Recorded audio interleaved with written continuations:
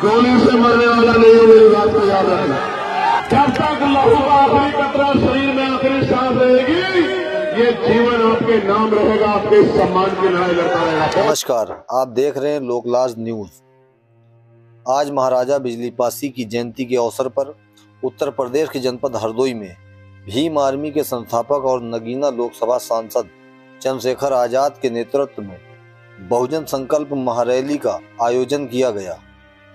इस महारैली में बहुजन समाज की विभिन्न जातियों और धर्मों के लोगों ने बड़ी संख्या में हिस्सा लिया। मंच से एकता, भाईचारे और सामाजिक न्याय का संदेश दिया गया। रैली के दौरान वक्ताओं ने कहा कि बहुजन समाज अब अपने अधिकारों को लेकर जागरूक हो चुका है और आने वाले समय में एकजुट होकर आगे बढ़ेगा। कार्यक्रम के माध्यम से महाराजा बिजली पासी जी के संघर्ष और बलिदान को याद किया गया और सामाजिक बराबरी के संकल्प को दोहराया गया। संकल्प महारैली में भारी भीड़ की मौजूदगी ने यह संदेश दिया कि बहुजन समाज अब संगठित होकर अपनी आवाज बुलंद कर रहा है। आज हरदोई में खड़े होकर कह रहे हो, इस प्यार को सूद समेत स्वाभिमान सम्मान के जीवन के साथ, हक अधिकार के जीवन के साथ लौटाने का काम करेंगे। मेरी बात को आप याद रखना। प्यारे साथियों, बड़ी शानदार सभा का ऑर्गेनाइजेशन हमारे साथियों ने किया है और विपरीत हालात में किया है। भाई ये नीचे जाओ आप लोग, इसको जो ठीक करो, डिस्टर्ब करेंगे। चलो वॉलंटियर साथी जाओ, क्या वॉलंटियर सब ये जो अंदर घुसे तुम चले जाओ ना, तुम खड़े हुए यार पत्रकारों के अलावा वॉलंटियर चले जाओ, एक भी आदमी निकल के खड़ा हुआ।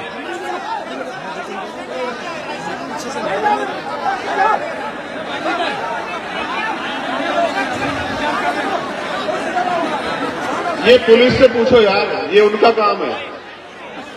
उनको ये लोग नहीं दिखाई दे रहे, इनमें से कोई विरोधी आके गोली भी चला सकता है, ये उनका काम है।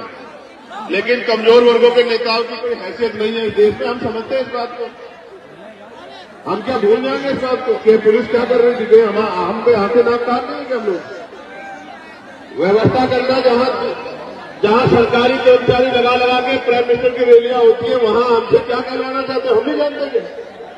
क्या हमसे ज्यादा लोग हैं किसी के पास? हमें नहीं पता। हम एक ऐलान कर देंगे कि दिल्ली, लखनऊ, दिल्ली वालों की टांगे और कुर्सियां दोनों हिल रही, हम जानते नहीं कि अपने संगठन की शक्ति को। जिनको आज हल्के में ले रहे हैं वो कल राजकाज में बैठेंगे लखनऊ में, फिर उस दिन आपसे बात होगी। मेरी बात को आप याद रखना। क्या हम लोग भूलने वाले लोग हैं? नहीं, हम भूलने वाले लोग नहीं। हम सबका सम्मान करते हैं। मैं साथियों से कहूंगा कि वो बैठ जाए। बहुत इंपॉर्टेंट बातें करनी है, वो बैठ जाएंगे तभी बात बनेगी, वरना व्यवस्था बनती रहेगी। कुछ तो ये लोग मदद नहीं कर रहे, कुछ लोग आप ज्यादा उत्साह में, खराब हो रही है चीजें, तो बात करने का फ्लो ही नहीं बन पाएगा, फिर खराब हो जाएगा। फिर तो नमस्ते, सलाम, आदाब, सत श्री अकाल, जय भीम होकर खत्म करना पड़ेगा।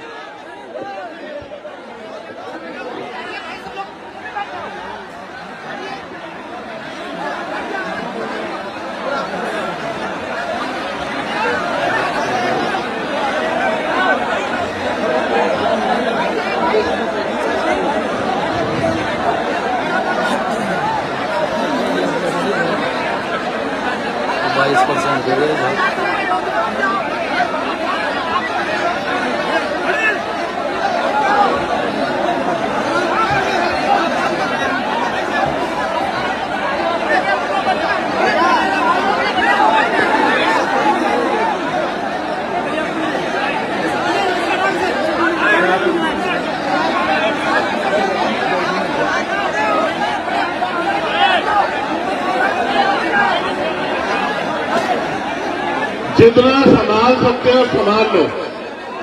यहाँ के जिम्मेदारी भी आप पर है। मैं तो अचंभित रहा जब मुझे पता लगा कि 3.5 लाख रुपए ग्राउंड के लिए हमारे भाइयों को देने पड़े, एक पैसा जुटा के 3.5 लाख रुपए खर्च करने पड़े। 3.5 लाख रुपए, और क्या क्या नहीं करना पड़ा और क्या क्या हो रहा है हम सब देख रहे हैं। लेकिन मैं हरदोई में खड़े होकर कह रहा हूं, अधिकारी कर्मचारी मेरी बात को भाई सुन लेना। अगर मेरे एक कार्यकर्ता की तरफ आंख उठी,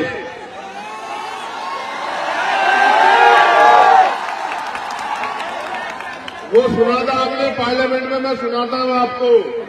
मैं कहना नहीं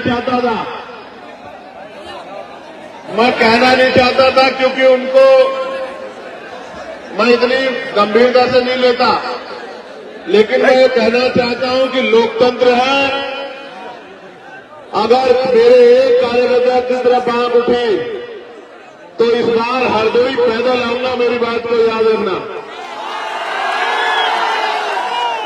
बड़े बिल्डिंग वाले जो सत्ता के साथ बदल जाते हैं, उन नेताजी के कान में बता देना, मुकाबला टिकाऊ लोगों से नहीं है, मुकाबला टिकाऊ लोगों से है। ये बात उनको बता देना जरूर। बेटे ये बस बीच वाली व्यवस्था और करा दो, 15 मिनट में खत्म करूंगा। मैं समझता हूं कि बहुत भीड़ है, ये वाली करा दो बस धन्यवाद हो जाएगा आपका। वो जो वो सामने बस फिर ठीक हो जाएगा। चलिए गौर कीजिए प्यारे साथियों, आज हम लोग हरदोई में एक महत्वपूर्ण अवसर पर और आजाद समाज पार्टी भीम आर्मी के संघर्ष को मजबूत करने के लिए इकट्ठा हुए। और सबसे पहले मैं बात करूंगा उस शासक में जिसका लोहा 12वीं शताब्दी में पूरे देश ने माना था। बिजली जैसी तेजी से जो दुश्मन पर हमला करते थे, पलक झपकते ही स्थान बदल लिया करते थे। एक प्रहार से ही 10-10 लोगों के सर धड़ से अलग कर दिया करते थे। ऐसे महाराजा बिजली पासी को मैं नमन करता। आपने आला उदल का नाम सुना होगा, और आला तो गाया भी जाता है, लेकिन आला उदल को हराने वाले महाराजा बिजली पासी के इतिहास को दबा दिया गया, गड्ढा में दबा दिया गया। अवध क्षेत्र में सामंतवादी ताकतों को समाप्त कर सामाजिक न्याय के संकल्प को मजबूत करने वाले, भाईचारा को बढ़ाने वाले 103 दिनों तक लगातार गाजर युद्ध में की भूमि में डटे रहे और विजय प्राप्त की, और राजा जयचंद की 5 गुना सेना को अपने पराक्रम से धूल छटा देने वाले महाराजा बिजली पासी जी को आज हम लोग नमन करते हैं उनके जयंती के अवसर पर। सम्मानित साथियों, मैं यहां से शुरू करूंगा कि अभी देश के प्राइम मिनिस्टर लखनऊ रैली में आए थे, जहां प्रेरणा स्थल पर उन्होंने लंबा भाषण दिया। प्रेरणा स्थल पर खड़े होके और महाराजा बिजली पासी का नाम 10 बार लेने का काम किया अपने भाषण में। कितनी बार? 10 बार लेने का काम किया। लेकिन आपको शायद ये नहीं पता है कि जो प्रेरणा स्थल बनाया उसमें महाराजा बिजली पासी की अगर एक शानदार मूर्ति भी लगा देते तो हमारे दिल में भी ठंडक पड़ जाती। अगर लखनऊ में बसाने वाले महाराजा लाखन पासी की मूर्ति लगा देते तो हमारे कलेजे में भी ठंडक पड़ जाती। अगर मां उदयदेव पासी की मूर्ति लगा देते, मदारी पासी की मूर्ति लगा देते, किसानों के मसीहा कहे जाने वाले, किसानों की आवाज बनने वाले उन हमारे महापुरुषों की मूर्तियां लगा देते तो शायद हमें ठंडक पड़ जाती। लेकिन हमारा पेट तो सिर्फ बातों में भरा जा रहा है, और ये आज से नहीं हो रहा है मेरे लोगों, ये आजादी से पहले भी और आजादी के आज बाद भी लंबे समय से बातों से पेट भरा जा रहा। प्यारे साथियों, आप जाकर देखो गांव देहात में आज भी अगर मकान पक्का बन गया है तो प्लस्तर मेरे लोग नहीं करा पाए। ये वो लोग हैं जो राजा महाराजा की जो शास्त्रों की संतानें हैं और आज इस आजाद भारत में गुलामी का जीवन जीने के लिए मजबूर हो रखी है, क्योंकि राजकाज में इनकी हिस्सेदारी नहीं है।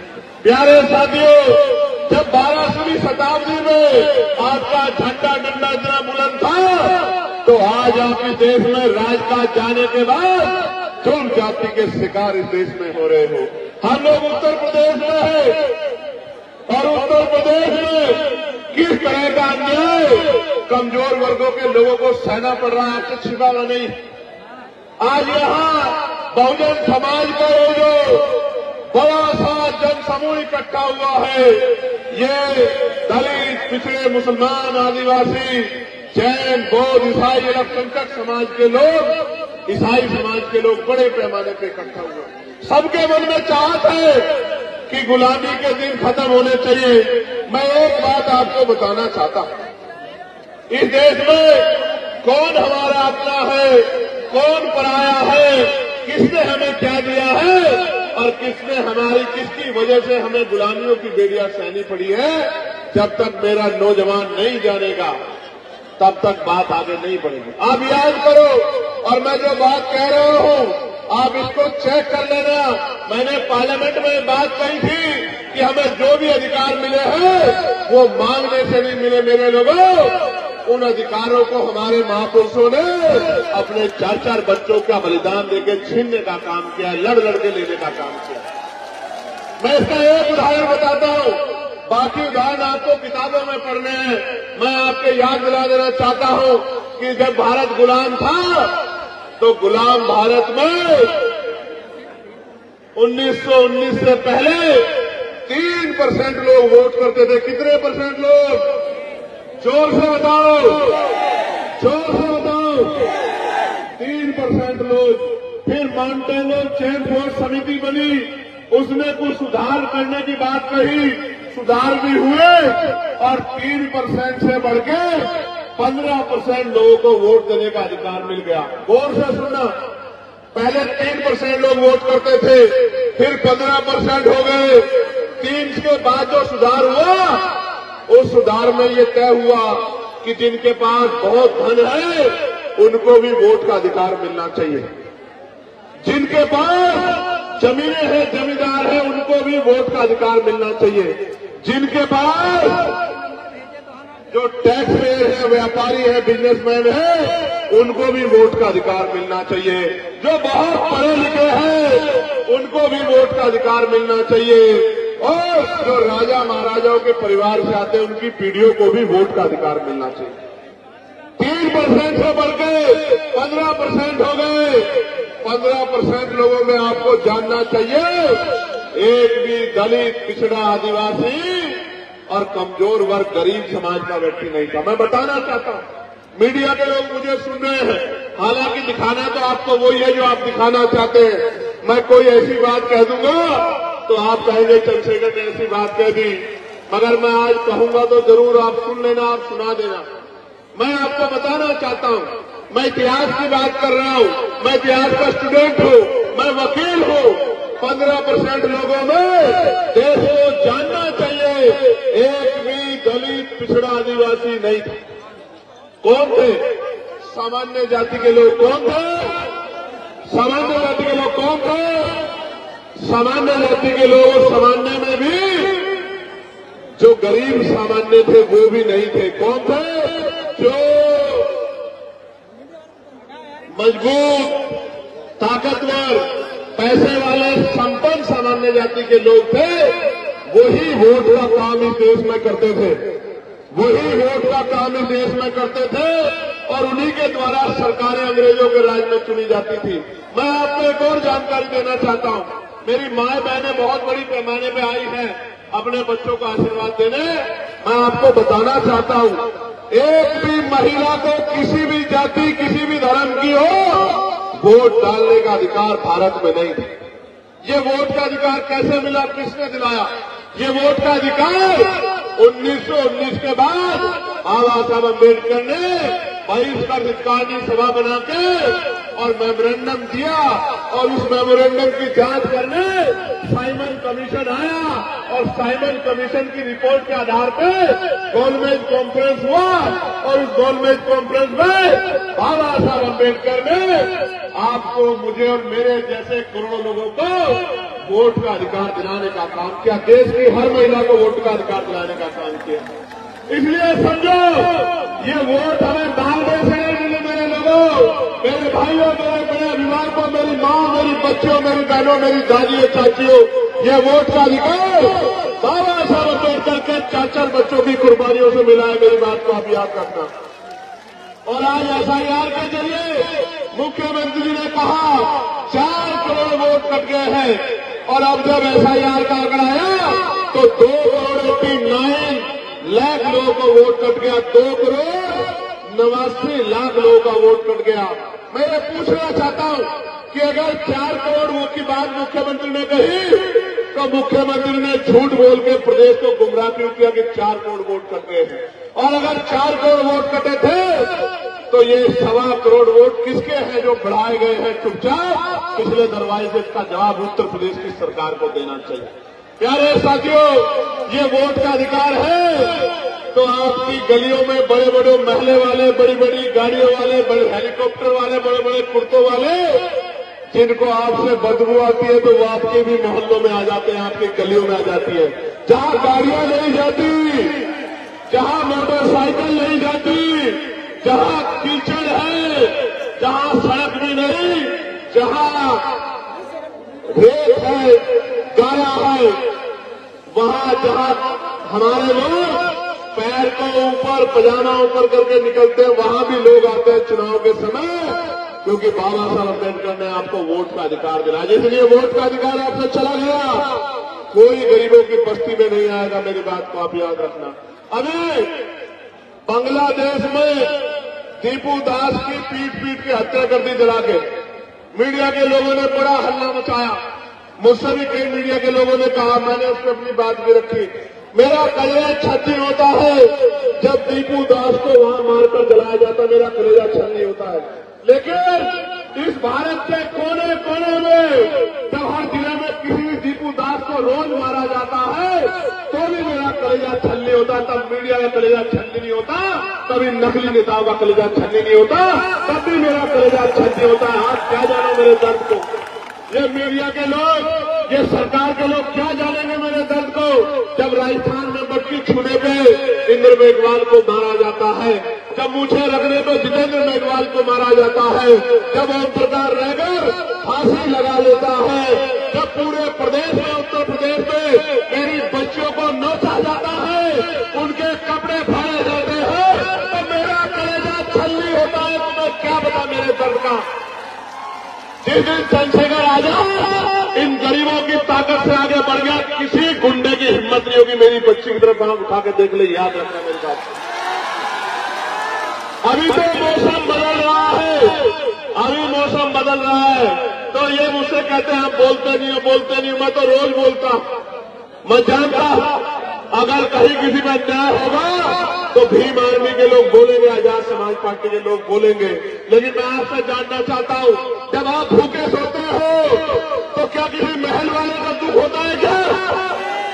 जब आप प्यासे सोते हो, प्यासे रहते हो, किसी बड़ी गाड़ी वाले को दर्द होता है क्या मेरे लोगों? जब आपकी जेब में पैसे नहीं होते और आपको सामान खरीदना होता है, बाजार में निकलते हो, पेट में हाथ फेर के वापस आ जाते हो, अपने सपनों को तोड़ देते हो, क्या किसी पैसे वाले को, किसी नेता को दर्द होता है क्या? दर्द होता है तो आपके भाई भीम आर्मी के एक सिपाही को दर्द होता है, आजाद समाज पार्टी के एक सिपाही को दर्द होता है। कब तक इस आजाद भारत में ये मेरा शासक समाज कब तक गुलामी का जीवन जिएगा? ये फैसला हमें आज नहीं तो कल करना होगा। आप उठा के देखो, जो मेरा कलेजा पूछना चाहते थे, जो पूछना चाहते थे चंद्रशेखर क्यों कम बोलते हैं ऐसे मामलों में, मैं उनको पूछना चाहता हूं। एनसीआरबी का डाटा कहता है कि लाखों महिलाओं के साथ रेप हत्याएं होती है। आप जाति का डिडोरा लेके घूमते हो, मैं गारंटी देकर कहता हूं 90% बच्चियां एससी, एसटी, ओबीसी और माइनॉरिटी समाज की हैं। आप उठा के देख लो।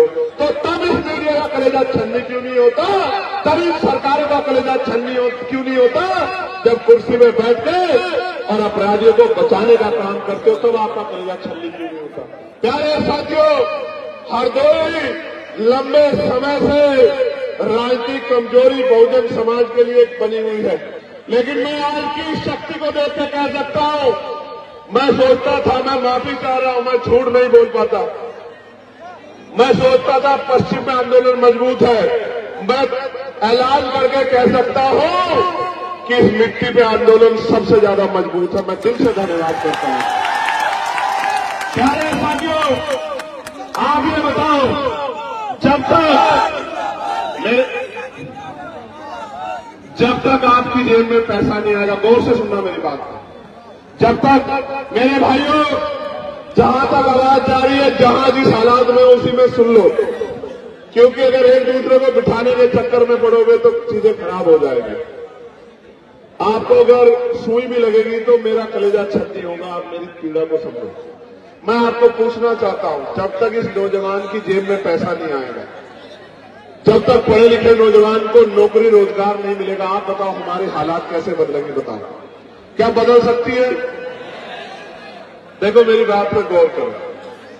आजाद भारत है ना, सबको बराबर के अधिकार कहता है ना संविधान, अवसर की क्षमता है ना। मेरी माँ यहां बैठी है, मेरी माँ हाथ उठा के बता दें, अगर जिन माओं ने हवाई जहाज का सफर किया हो, जरा एक बार हाथ उठा के मुझे दिखा दें। क्यों, क्या मेरी माँ को हवाई जहाज का सफर करने के लिए अवसर नहीं मिलना चाहिए क्या? क्यों नहीं मिल रहा? आपको पता है, ये हवाई जहाज, ये हेलीकॉप्टर, ये अमीरों के जेब का सामान है, गरीबों के जेब का नहीं। समय बदलेगा, समय बदलेगा, मेरी बात को याद रखना। जो आज तक ट्रेन के डब्बे में नहीं चढ़ी एसी वाले में, उस अपनी माँ को, बहन को हेलीकॉप्टर, हवाई जहाज में बिठाने का, उसको सम्मान दिलाने का काम उनके बच्चे करेंगे। मेरी बात को अपना।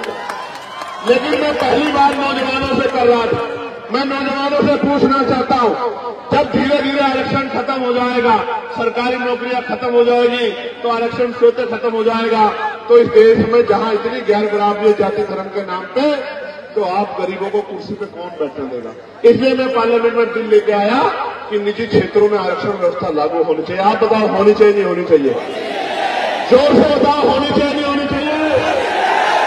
तो अगर आप मानते होनी चाहिए, तो अब आप जनवरी के बाद तैयार हो जाना। हम लोग निजी क्षेत्रों में SC, ST, OBC के लोगों को आरक्षण मिले, इसके लिए हम लोग पूरे प्रदेश में यात्रा करने का काम करेंगे। तैयार हो नहीं तैयार हो? बताओ। और सुनो, जितना बैकलॉग बाकी है उसको हम लोग भरवाने का काम करेंगे। मेरी बात को आप याद रखना।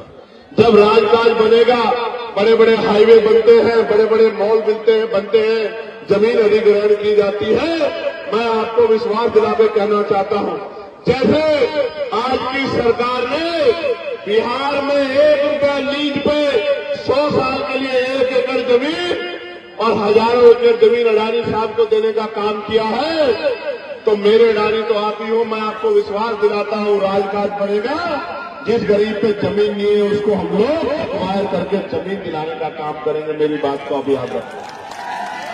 यानी कि हर परिवार को रोजगार से जोड़ने का काम करेंगे। मैं तो पार्लियामेंट में आशा बहनों की वेतन वृद्धि, आंगनबाड़ी बहनों की वेतन वृद्धि, भोजन माताओं की वेतन वृद्धि, शिक्षा मित्रों की वेतन वृद्धि, अनुदेशकों की वेतन वृद्धि, PRD के जवानों की वेतन वृद्धि, होमगार्ड भाइयों की वेतन वृद्धि, पंचायत सहायकों की वेतन वृद्धि, चौकीदार भाइयों की वेतन वृद्धि, सबके लिए मैं पार्लियामेंट में आवाज उठाने का काम करता हूं। और पुलिस के जो भाई हैं, इनको 8 घंटे की ड्यूटी मिले, सप्ताह में 1 दिन छुट्टी मिले, बॉर्डर स्कीम खत्म हो, वेतन विसंख्या दूर हो, बीएड के भाइयों को, जो बीएड करे भाई हैं, उनको अध्यापक की नौकरी मिले, BTC के भाइयों बहनों को नौकरी मिले, इसके लिए मैं पार्लियामेंट में लगातार आवाज उठाता हूं। लेकिन जब हमारी संख्या कम है, जब मैं आवाज उठाता हूं तो वो सोचते इस आवाज को दबा दिया जाए। कोई अधिकारी मुझे फोन करके कहता है कि आपकी संस्था छीन लेंगे। मैं उनसे यही कहता हूं हाथ जोड़ के कि वोट का अधिकार बाबा साहब ने दिया था और वोट देके इन लोगों ने पार्लियामेंट में भेजा है। वोट देके कामयाब बनाना या कमजोर करना वो इनके हाथ में है। इनको फैसला करना है कि ये क्या चाहते हैं। आप ये बताओ, आजाद समाज पार्टी को मजबूत होना चाहिए नहीं होना चाहिए? बताओ। आजाद समाज पार्टी की ताकत बननी चाहिए नहीं बननी चाहिए? देखो आज किस तरह के दिन आ गए हैं कि मध्य प्रदेश में संविधान निर्माता बाबा साहब अम्बेडकर का पुतला जलाया जा रहा है। क्या ये तकलीफ दे है या नहीं, ये बताओ। क्या हमारे सीने में अगर सरकार को चैलेंज किया है कि अगर 72 घंटे में उन पर अपराधियों पर कार्रवाई नहीं हुई तो मैं पैदल ही ग्वालियर के लिए निकलूंगा और किसी कीमत पे पीछे हटने वाला नहीं हूं, क्योंकि हम अपने महापुरुषों का अपमान किसी भी कीमत पर नहीं सहेंगे। प्यारे साथियों, लड़ाई गंभीर है, समय कम है, काम ज्यादा है, नौजवानों की तरफ देश देख रहा है। एक वो लड़ाई थी जो आजादी का संघर्ष था, जो शहीद आजम सरदार भगत सिंह जी ने, पंडित चंद्रशेखर आजाद जी ने, सुखदेव जी ने, तमाम हमारे क्रांतिकारियों ने लड़ने का काम किया। और एक और तीसरी आजादी का संघर्ष, अधिकारों का संघर्ष और भीम आर्मी आजाद समाज पार्टी के नेतृत्व में शुरू होने वाला है। मैं चाहता हूं कि ये आंदोलन कामयाब हो और 75 साल की ये जो बेबसी लाचारी संविधान के बावजूद भी है, ये खत्म हो, लेकिन ये तब तक खत्म नहीं होगी जब तक आप लोग मन पक्का नहीं करोगे। बताओ, मेहनत करोगे नहीं करोगे? घर घर निकल के बूथ कमेटी बनाओगे नहीं बनाओगे? मेरी बात को घर घर तक पहुंचाओगे नहीं पहुंचाओगे? अपने संगठन को मजबूत करोगे नहीं करोगे? अपने झंडे डंडे को घर तक पहुंचाओगे नहीं पहुंचाओगे? भाईचारा बनाए बगैर हम लोग कामयाब नहीं हो सकते, इस बात को आप समझो। अगर भाईचारा नहीं बनेगा बहुजन समाज में तो लड़ाई आगे नहीं बढ़ेगी। भाईचारा बनाओगे नहीं बनाओगे? बताओ, मेरी बात पे गौर करो मेरे नौजवान साथियों। हमारी माए हमारा पेट पालने के लिए तमाम तरह के प्रयास करते हैं। कोई फैक्ट्री में काम करती है, कोई घर की सफाई करती है, कोई खेत में काम करती है। मेरे दिल में ये तकलीफ होती है कि जिन माओं को जो है इज्जत सम्मान की जिंदगी मिलनी चाहिए थी, उनको मिला नहीं पा रहे। मैं आपको विश्वास दिलाता हूं, आपके क्षेत्रों में उद्योग धंधे लगा के राजकाज बनने के बाद माओं को घर तक रोजगार दिलाने का काम किया जाएगा। इस बात का मैं आपको विश्वास दिलाता हूं। नौजवान भाइयों को रोजगार दिलाने का काम किया जाएगा, पुरानी पेंशन को बहाल कराने का काम किया जाएगा, SC ST OBC के कर्मचारियों को प्रमोशन में रिजर्वेशन दिलाने का काम किया जाएगा और गरीबों के आंसू पोंछने का काम किया जाएगा। लेकिन ये तभी संभव है जब आप सड़कों पे, तो मैं आपकी क्षमता को देखता हूं, मोटरसाइकिल दौड़ाते हैं खूब। मैं डरता हूं किसी को चोट ना लग जाए। कोई मां ये ना कहे कि मेरे बच्चे को चोट लग गई, मेरे भाई को चोट लगी, मुझे तकलीफ होगी। लेकिन मैं आपसे आग्रह करता हूं, बहुत समझदारी से आया जाया करो। हमारे महापुरुषों ने अपने बच्चों का बलिदान हम लोगों को इज्जत की जिंदगी दिलाने के लिए किया है। अगर आप लोग डटोगे नहीं तो बात आगे नहीं बढ़ेगी। ये जो नीला पटका पहन के ये जो नीली फौज बैठी है, जरा लाना वो बात जरा उठेगी। यही सीतापुर वाला कोई बोला था ना कुछ सीतापुर वाला कोई बोला था ना,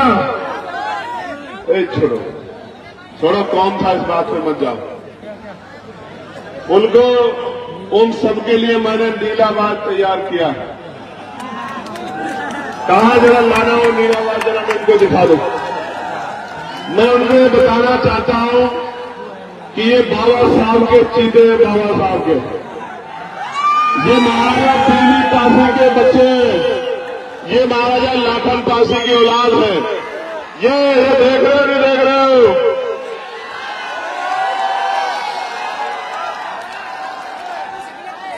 ये बाजी सोने नहीं देगा उन लोगों को रात में, मेरी बात को आप याद रखना। और बाज के साथ साथ मजबूत नेता भी तैयार किए हैं, भीम आर्मी ने किए नहीं किए? बताओ। मेरी तो बहुत बड़ी इच्छा है, मैं इसको अपने नेता को इस बार नेतृत्व करते देखना चाहता हूं। मैं पार्टी में इनकी सिफारिश करूंगा कि पार्टी इनको मौका दे और मैं भी इनके चुनाव में यहाँ काम करने के लिए आऊं और हमारा शहर विधानसभा जाए। मेरी तो दिली इच्छा इस बार ये है। लेकिन ये तभी संभव होगा जब आप लोग मेहनत करोगे। करोगे नहीं करोगे? यहाँ से जाके काम करोगे नहीं करोगे? बूथ कमेटी बनाओगे नहीं बनाओगे? भाईचारा कमेटी बनाओगे नहीं बनाओगे? घर घर जाकर मेरी बात को पहुंचाओगे नहीं पहुंचाओगे?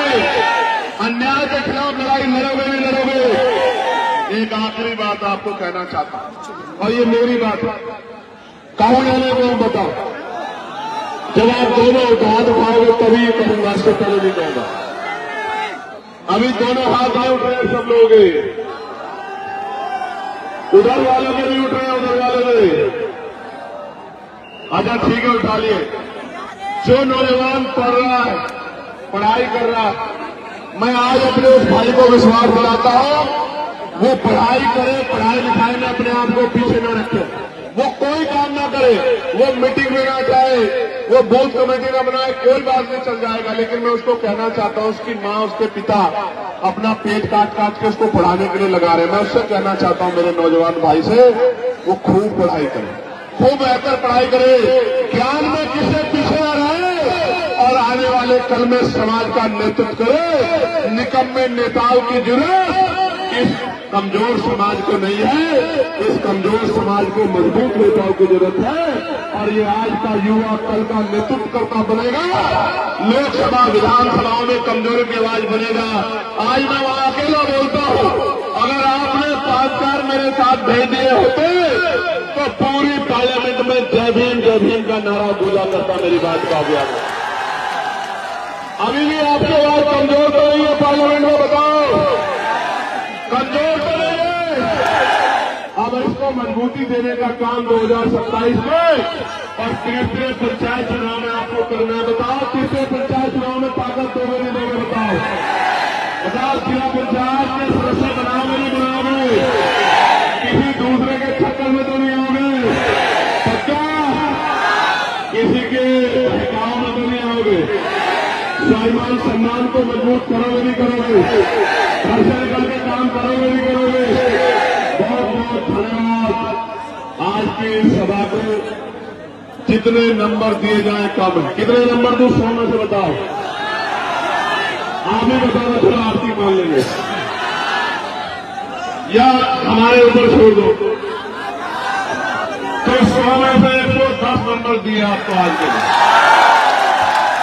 जिंदाबाद हरदोई, जिंदाबाद करण, जिंदाबाद मूलचंद, जिंदाबाद कुलदीप, जिंदाबाद हरदोई की महान जनता, मेरा नौजवान भाई, मेरी माएं, मेरी बहनें, मेरी बच्चियां, मेरे बच्चे, मेरे विवाह और तमाम हमारे संगठन के वो साथी जो यहाँ संगठन चलाती हैं, मेरी बहनें, तमाम सब लोग जिंदाबाद। और अनुशासन में जाना भाई, मुझसे मैं हाथ जोड़कर कह रहा हूं उसे, अनुशासन में जाना।